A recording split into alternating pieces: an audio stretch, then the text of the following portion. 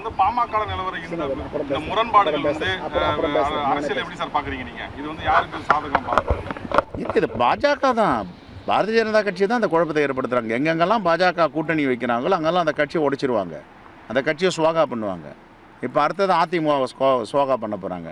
கூட்டணின்னு சொல்லிட்டுங்க, அந்த கூட்டணி கட்சி அதிமுக.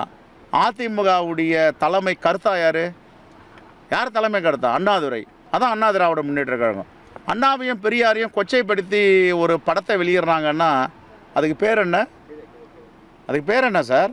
இப்போ நான் இருக்கிறேன் காங்கிரஸ் கட்சி தலைவராக, எங்கள் தலைவர் நேருவையோ, எங்கள் தலைவர் இந்திரா காந்தி அம்மையாரையோ, எங்கள் தலைவர்களை யாராவது ஏதாவது கொச்சைப்படுத்தி எங்கள் கூட்டணியில் இறங்க ஒரு செகண்ட் இருப்போமா? நாங்கள் அங்கே கண்டன அறிக்கை கொடுத்துருக்க மாட்டோம், வெளியே வந்திருக்க மாட்டோம்.